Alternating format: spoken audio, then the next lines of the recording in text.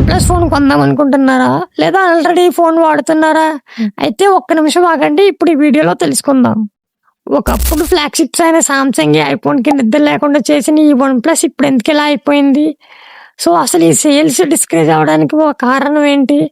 రండి ఈ వీడియోలో డీప్‌గా డిస్కస్ చేద్దాం. Welcome to Shiva tech official. మీరు చూస్తున్నారు శివ టెక్ అఫీషియల్ ఛానల్. మనం అప్పట్లో ఐఫోన్ గాని, సామ్‌సంగ్ గాని కొనాలంటే చాలా ఈజీగా కొనొచ్చు. కానీ వన్ ప్లస్ కొనాలంటే మాత్రం ఇన్వైటెడ్ కోడ్ ఉంటే తప్ప మనం కొనలేని పరిస్థితి.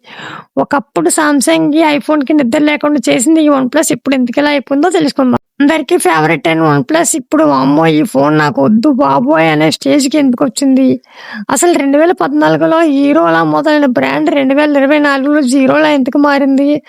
సో, ఎందుకింత ట్రోల్‌కి గురైతుందో ఈ వీడియోలో వన్ ప్లస్ పతనం వెనక ఉన్న చీకటి నిజాల్ని తెలుసుకుందాం. నీ స్టార్టింగ్ పాయింట్ ఎక్కడి నుంచంటే 2014 సంవత్సరంలో అని చెప్పొచ్చనమాట.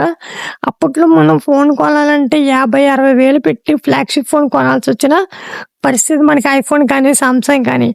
కానీ ఆ టైంలోనే ఎంటర్ అయ్యి మార్కెట్‌ని షేక్ చేసిందనమాట.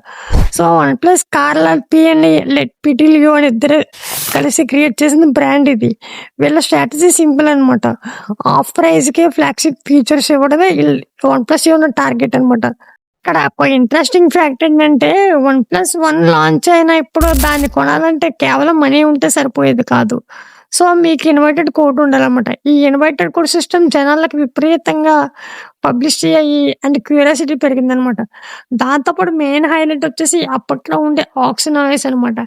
ఎలాంటి చెత్త, పనికిరాని యాప్స్ కానీ, బ్లోట్‌వేర్ కానీ ఎలాంటి యాప్స్ కూడా లేకుండా క్లీన్ అండ్ నీట్‌గా ఉండేదనమాట. సో, ఎవరైతే స్మూత్ ఎక్స్‌పీరియన్స్ ఉండేసరికి టెక్ లవర్స్ అందరూ కూడా ఫేవరెట్ బ్రాండ్ అయిపోయింది. ఇంక్లూడింగ్ నా ఫేవరెట్ బ్రాండ్ కూడా వన్ ప్లస్సే. 2014 నుంచి మళ్ళీ 2016 వరకు వెనక్కి తిరిగి చూసుకోవాల్సిన పరిస్థితే లేదనమాట. సో, సామ్‌సంగ్‌కి, ఐఫోన్‌కి కూడా నిద్ర లేకుండా చేసిన రోజులవి. సో, అలాంటి ఒక వన్ ప్లస్ ఒక golden era one plus 3 and one plus 6 లాంటి మొబైల్స్ అయితే సెన్సేషనే క్రియేట్ చేసాయనమాట. ప్రతి 100 మందిలోకి అట్‌లీస్ట్ ఒక 60 మెంబర్స్ అయినా సరే ఈ ఫోన్స్ అయితే యూజ్ చేసి ఉంటారు. సో, ఇండియాలో ప్రీమియం స్మార్ట్ ఫోన్ మార్కెట్‌లో అప్పట్లో మనకి యాపిల్ అండ్ సామ్‌సంగ్‌లను కిందకి తోసేసి వన్ ప్లస్ నంబర్ 1 పొజిషన్‌కి ఆక్రమించింది. సో, ఇంకిప్పట్లో ఈ పొజిషన్‌కి వన్ ప్లస్ సాధ్యమా అంటే నాకు తెలిసి ఇట్స్ ఇంపాసిబుల్ అనే చెప్తాను. అండ్ వన్ ప్లస్‌లో నాకు బాగా ఇష్టమైన మాట ఏంటంటే వాళ్ళు బాగా కస్టమర్‌ని అర్థం చేసుకునేవారనమాట. రెడ్ లేబుల్ కార్డ్ అనే పేరుతో ఒక కమ్యూనిటీనే క్రియేట్ చేశారు. సో, మనకి ఏ ఫీచర్ కావాలో మనం కమ్యూనిటీ ఫార్మ్‌లో అడిగి మరీ ఫోన్స్ అయితే తయారు చేసిన రోజులైతే అప్పట్లో చాలా ఉన్నాయన్నమాట.